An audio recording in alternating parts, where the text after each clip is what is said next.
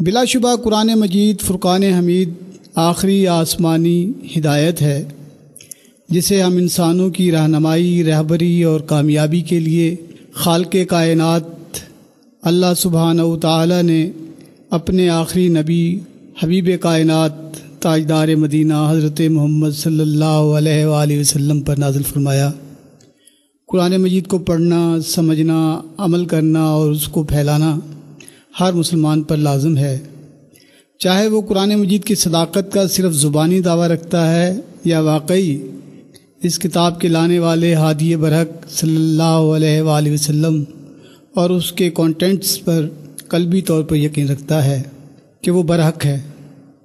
تورات، انجیل اور زبور کے برعکس قرآن مجید ایک ایسی کتاب ہے جو آج تک محفوظ ہے اور اس کی موجودہ حیثیت بھی اصل متن کے ساتھ اصل زبان میں کروڑوں کی تعداد میں آج بھی دنیا میں موجود ہیں، اسی زبان میں جس زبان میں اللہ تعالیٰ نے اسے نازل فرمایا، یعنی عربی زبان میں موجود ہیں۔ قرآن مجید کا یہی اعزاز ہم سب مسلمانوں کے لیے باعث فخر ہے۔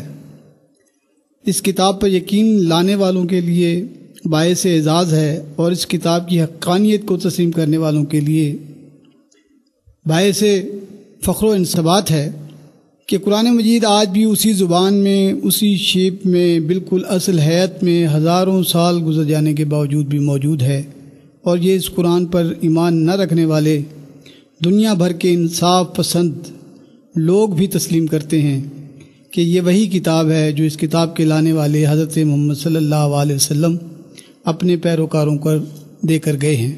قرآن مجید فرقان حمید کی انفرادی خصوصیت ہی یہی ہے کہ اس کے علاوہ دنیا کی کوئی مذہبی یا الہامی کتاب اپنی اصل حالت میں موجود ہی نہیں۔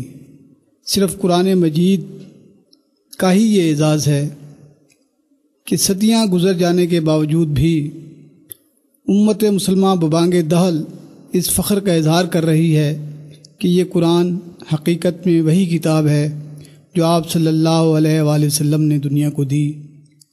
دنیا کی تاریخ ہمارے اس دعویٰ کی تائید کرتی دکھائی دیتی ہے۔ متعصب اور تنگ نظر یورپی مورخ اور دانشور باوجود اپنی تنگ نظری اور اسلام دشمن نظریات کے قرآن مجید کے اس اعزاز کو کبھی چیلنج نہیں کر سکے۔ قرآن مجید کے علاوہ باقی سب الہامی کتابیں تحریف و تحریض کا شکار ہوئیں۔ تاریخ پر نظر ڈالیں تو ہم دیکھتے ہیں کہ حضرت موسیٰ علیہ السلام پر تورات نازل ہوئی۔ اللہ تعالیٰ نے بنی اسرائیل کی رہنمائی اور کامیابی کے لیے توریت کو نازل فرمایا، مگر ہم دیکھتے ہیں کہ جب تاریخ کے ایک جابر کردار نے یروشلم کو تباہ کیا تو اصل توریت بھی جل گئی۔ بعد میں ایک یہودی عالم دانشور عزرا نے، جسے عزیر کے نام سے بھی موسوم کیا گیا ہے، توریت کو تحریر کیا، مگر وہ بھی نیرو کے عہد میں جلا دی گئی۔ آگے چلتے ہیں تو تاریخ کا یہ انکشاف شاید آپ کے لیے اور بہت سے لوگوں کے لیے حیران کن ہو کہ حضرت مسیح علیہ السلام نے اپنے شاگردوں یا پیرووں کو کوئی کتاب ہی نہیں دی، اسی لیے ان کے صلیب پر چڑھائے جانے کے بعد 133 اناجیل تحریر کی گئیں۔ پھر ان 133 اناجیل میں سے اصل انجیل کی تلاش کا ایک طریقہ کار اختیار کیا گیا۔ ان سب اناجیل کو ایک بلند جگہ پر رکھ کر دعا کی گئی کہ اصل انجیل اوپر آ جائے اور نقلی نیچے گر پڑیں۔ مسیحی علماء 1000 سال تک مذہبی مجالس میں یہ بحث و تمہیز کرتے رہے کہ حضرت مسیح علیہ السلام کی اصل تعلیمات کیا تھیں۔ جناب بدھ نے کوئی کتاب ہی نہیں چھوڑی اپنے پیرووں کی رہنمائی کے لیے۔ زرتشت کی کتاب زند زبان میں تھی، زبان اور کتاب دونوں دنیا سے معدوم ہو چکی ہیں۔ جین دھرم کے بانی مہادیر نے کوئی کتاب ہی نہیں دی۔ مہادیر بھی گوتم بدھ کی طرح خدا کا منکر تھا، مگر جین دھرم اور بدھسٹ کو ماننے والے خدا کا انکار کرنے کے باوجود اپنے پیشواؤں کو خدا مانتے ہیں اور ان کے بتوں کو سجدہ کرتے ہیں۔